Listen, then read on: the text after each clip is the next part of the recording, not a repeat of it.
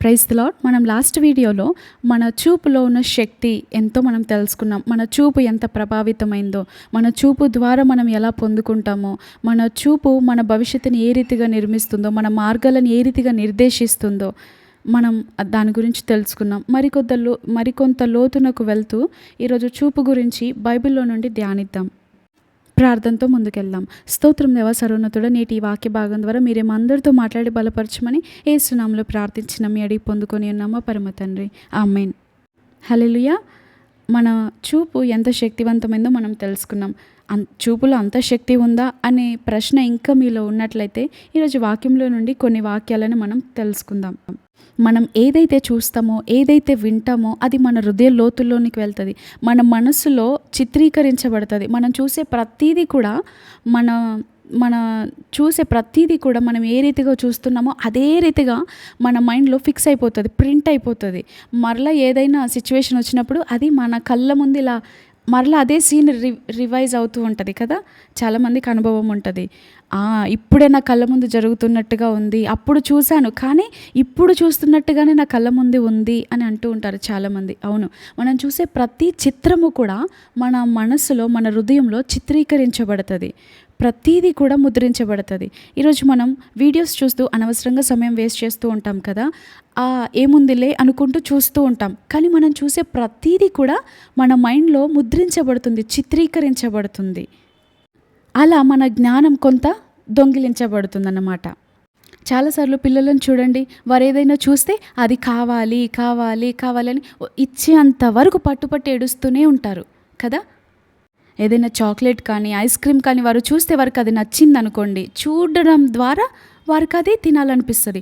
చూడడం బట్టి వారు అది కావాలనుకుంటారు, అది చూడడం బట్టి అది పొందుకోవాలనుకుంటారు, అది చూడడం బట్టి అది ఆల్రెడీ తిన్నట్టుగా ఊహించేసుకొని అది ఎంత అద్భుతంగా ఉందో, ఎంత మధురంగా ఉందో ఆ 4th డైమెన్షన్లోకి వెళ్ళిపోతారు వాళ్ళు. ఇంకా అది తిన్నట్టు ఊహించేసుకుంటారు, అది ఎంత రుచికరంగా ఉందో ఊహించేసుకుంటారు. అందుకే అది పొందుకునే అంతవరకు ఏడుస్తూనే ఉంటారు.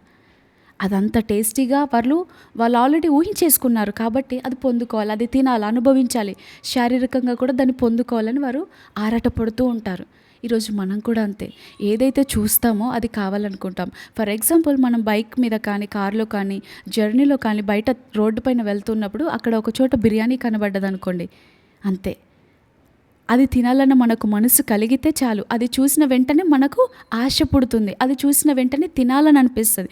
అది చూసిన వెంటనే గతంలో మనం ఎలాంటి తిన్నామో, ఎక్కడ తిన్నామో అదంతా మనకు జ్ఞాపకం వస్తూ ఉంటుంది.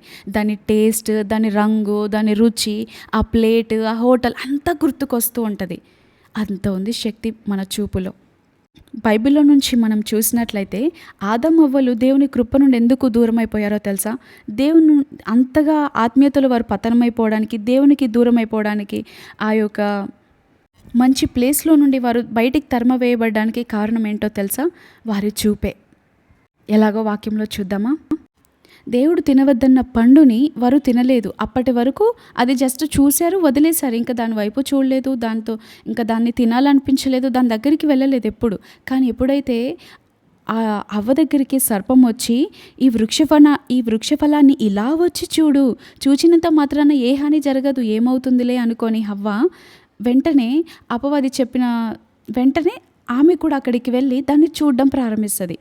ఆమె అక్కడ చూచి వెంటనే వెళ్ళిపోలేదు, చూస్తూ ఉందంట.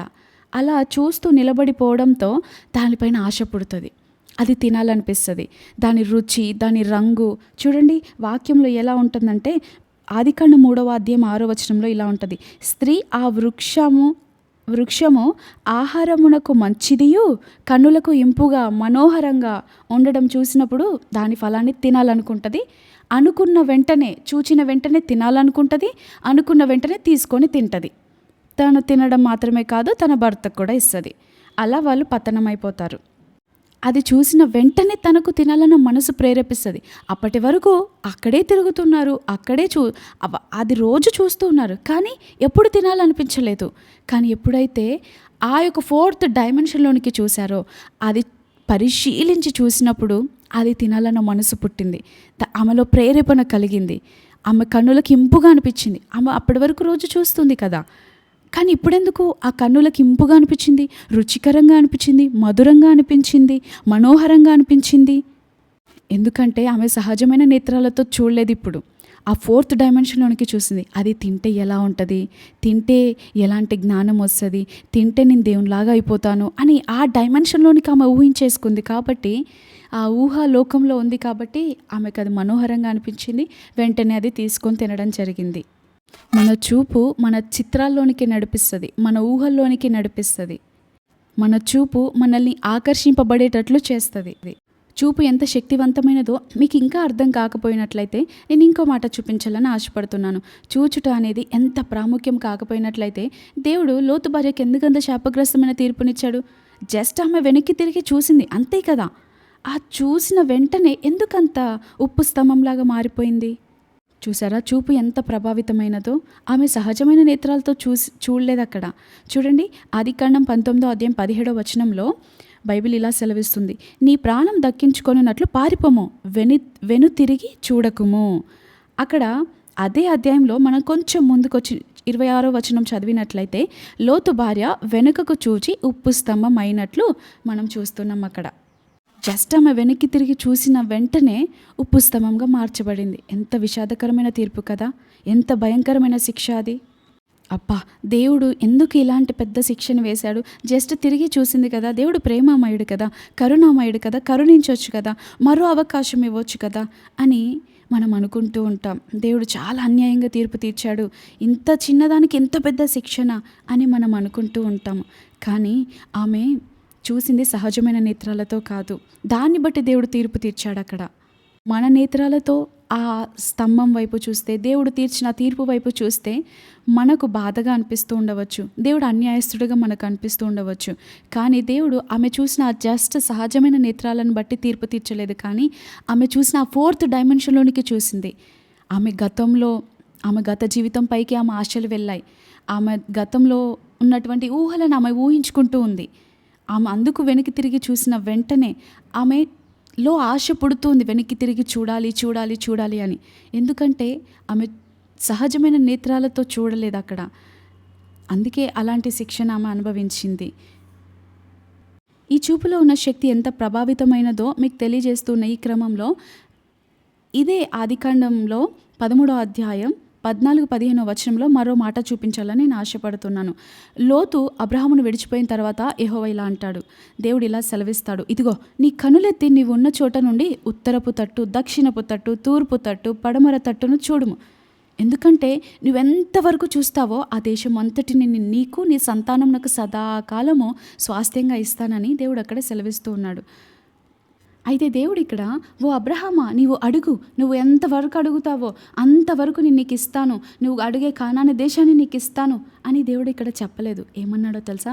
ఓ అబ్రహామా నీవు చూడు, నువ్వెంతవరకు చూస్తావో అంతవరకు నీదే.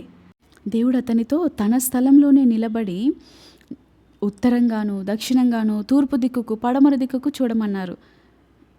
నిజంగా అబ్రహాముకి అప్పట్లో ఒక హెలికాప్టర్ ఉంటే ఆ హెలికాప్టర్లో ఎక్కి తను ఎంతవరకు చూడగలుగుతాడో అంతవరకు చూసి ఉంటే అబ్రహాము అనేక సమస్యల నుండి తప్పించుకొని ఉండేవాడు అని నేను అనుకుంటూ ఉంటాను. అతనికి దూరదర్శిని కానీ హెలికాప్టర్ కానీ అప్పట్లో లేవు. అతని దృష్టి అతని దర్శనంగా అయిపోయింది. అతని దృష్టి కొంత పరిమితం అయిపోయింది.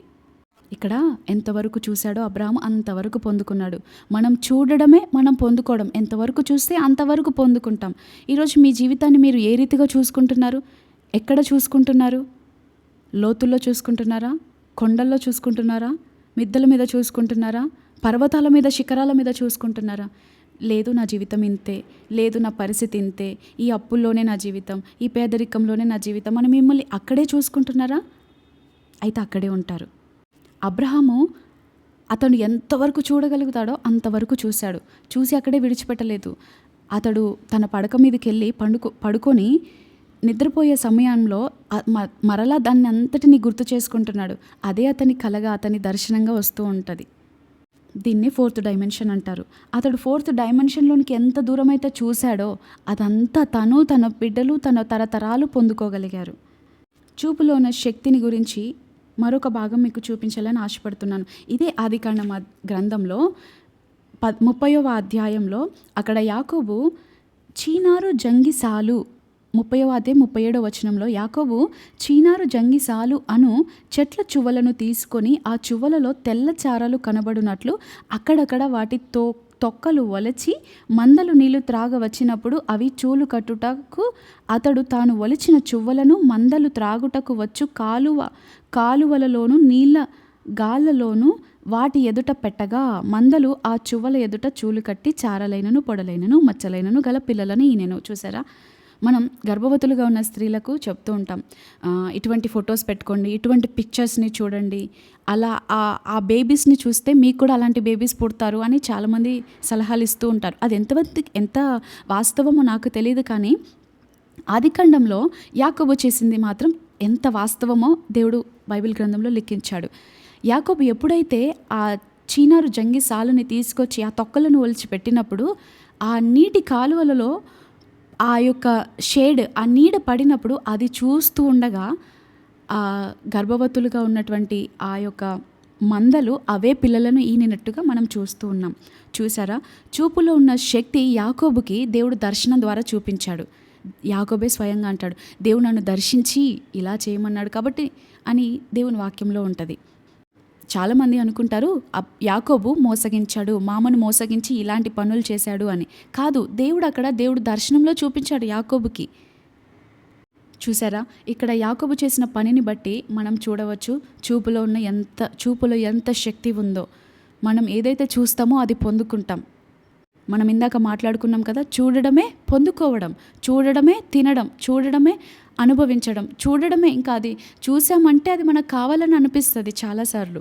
అందుకే మనం ఈరోజు ఏది చూస్తున్నాం అదే పొందుకుంటాము. మంచి చూస్తే మంచే పొందుకోగలుగుతాం, చెడు చూస్తే చెడునే పొందుకోగలుగుతాం. ఈరోజు మీ భవిష్యత్తు ఎలా ఉన్నట్లు మీరు చూస్తున్నారు? మీ బిడ్డల జీవితాలు ఎలా ఉన్నట్లు మీరు చూస్తున్నారు? నా బిడ్డలు ఇంతే, నా బిడ్డలు మారరు, నా బిడ్డలు దేనికి పనికిరాని వారు అని చాలామంది పేరెంట్స్ మాట్లాడుతూ ఉంటారు. మీరు అలా పలుకుతే అవే నెరవేరుతాయి. మీరు అలా చూసుకుంటూ ఉంటే మీ బిడ్డల జీవితాన్ని అలాగే అవుతారు వాళ్ళు.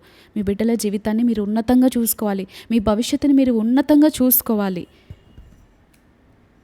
అబ్రహాముకి శారాలకి పిల్లలు లేరు, కానీ అబ్రహాము ఒకరోజు దేవుడు, అబ్రహామా బయటికి రా, నేను నీకు ఒకటి చూపిస్తాను అన్నప్పుడు అబ్రహాం బయటికి వచ్చినప్పుడు దేవుడు ఆకాశంలో ఉన్న నక్షత్రాలన్నింటినీ చూపించినప్పుడు అబ్రహామా వీటన్నింటిని లెక్కపెట్టు అంటే లెక్క పెడుతూ ఉన్నాడు. 1 2 3 4 5 6 అని లెక్క పెడుతున్నాడు. అయితే ఆ అబ్రహాము ఏం చూస్తున్నాడు అంటే 4th డైమెన్షన్లోనికి చూస్తున్నాడు.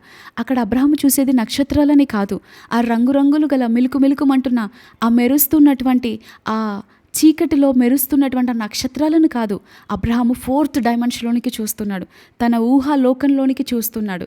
ప్రతి ఒక్క నక్షత్రము నాన్న, డాడీ, తండ్రి, అబ్రహాము తండ్రి అని పిలుస్తున్నట్టుగా చూసుకుంటున్నాడు. ప్రతి ఒక్క నక్షత్రంలో తన బిడ్డ ముఖాన్ని చూసుకుంటున్నాడు, తన తరతరాల ముని మనవళ్ళ ముఖాలను కూడా అక్కడ చూస్తున్నాడు. ఈరోజు నిన్ను నన్ను కూడా అబ్రహాం ముందే చూసేశాడు. అందుకే మనం ఈరోజు ఇక్కడ ఉన్నాం. అలా మన జీవితాలను చూసుకోవాలి, అలా మన బిడ్డల భవిష్యత్తును మనం చూడాలి. వారెందుకు ఇప్పుడు పనికిరాని వారిగా ఉన్నా, వారెందుకు ఉపయోగపడని వారిగా ఉన్నా, వారికి ఏది గుర్తుండకపోయినా కూడా, సరిగా వారి చదువులో రాణించకపోయినా కూడా, వారు ఆధ్యాత్మికంగా సరిగ్గా లేకపోయినా కూడా, ఒకప్పుడు మనం చూసాం చూడండి, దాన్ని బట్టి వారు ఇప్పుడు ఉన్నారు. ఇప్పుడు మనం ఏ రీతిగా చూస్తే భవిష్యత్తులో వారు ఆ రీతిగా ఉంటారు.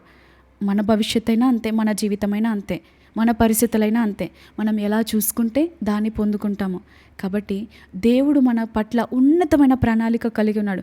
దానివైపు చూడండి. పౌలు అంటాడు, నేను గురి యొద్దకు పరిగెత్తుతున్నాను, నేను దాన్ని చూస్తూ దేవుడిచ్చే ఆ బహుమానం వైపు చూస్తూ పరిగెత్తుతున్నాను అంటున్నాడే తప్ప ఇప్పుడున్న శ్రమలను చూస్తూ పరిగెత్తుతున్నాను, ఇప్పుడున్న నా ప్రతికూల పరిస్థితుల వైపు చూస్తూ పరిగెత్తుతున్నాను అని అనట్లేడు.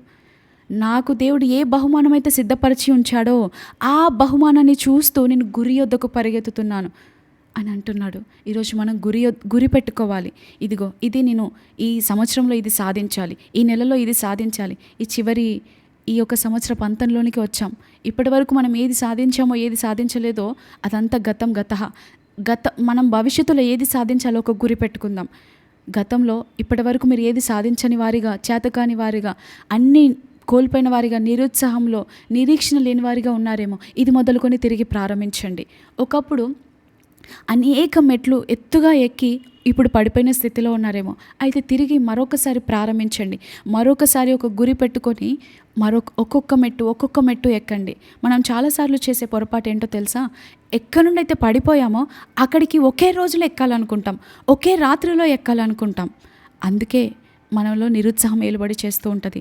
అలా కాదు, ఒక కట్టెల మోపును మీకిచ్చి విరవమంటే అది ఒకేసారిగా మీరు విరవలేకపోతారేమో, కానీ ఒక్కొక్కటిగా విరిస్తే తప్పకుండా విరవగలుగుతారు, తప్పకుండా పొందుకోగలుగుతారు, తప్పకుండా విజయం చూడగలుగుతారు. కాబట్టి ఆధ్యాత్మికంగా ఒకప్పుడు బహుగా ఉన్నతంగా ఉండి ఇప్పుడు పడిపోయారేమో, ఆర్థికంగా ఒకప్పుడు బహు గొప్పగా ఉన్నత స్థితిలో ఉండి ఇప్పుడు పడిపోయిన స్థితిలో ఉన్నారేమో, సమృద్ధిలో నుండి కరువులోనికి పడిపోయారేమో, మంచి స్థితిలో నుండి ఇప్పుడు లోతులోనికి పడిపోయారేమో, లోయలోనికి గుంటలోనికి దిగజారిపోయారేమో. అయితే బాధపడకండి. మీరు ఏ స్థితికి ఎదగాలని ఆశపడుతున్నారో అక్కడ మీ గురిని నిలుపుకోండి. దానివైపు చూడండి. మీ పరుగు పందాన్ని తప్పకుండా కడముట్టించగలుగుతారు. రోజుకొక మెట్టు చొప్పున ఎక్కుతూ, ఆయనతో సహవాసం చేస్తూ, వాక్యంలో ఎదుగుతూ, ప్రార్థనలో ఎదుగుతూ, దేవునికి ఇంపుగా జీవిస్తూ మనకున్న గురి వైపుకు మనం చేరగలుగుతాము. నీవు ఈరోజు బీదవాడవైనా సరే, నీవు ఈరోజు కరువు స్థితిలో ఉన్నా సరే, నువ్వు గొప్పగా చూడడం నేర్చుకో మొదటగా. అప్పుడే దాన్ని నువ్వు పొందుకోగలుగుతావు, అప్పుడే అనుభవించగలుగుతావు. నీవు ఇంకా ఈ దీన స్థితిలోనే, ఈ పేదరికంలోనే చూస్తున్నట్లయితే ఇక్కడే ఆగిపోతావు.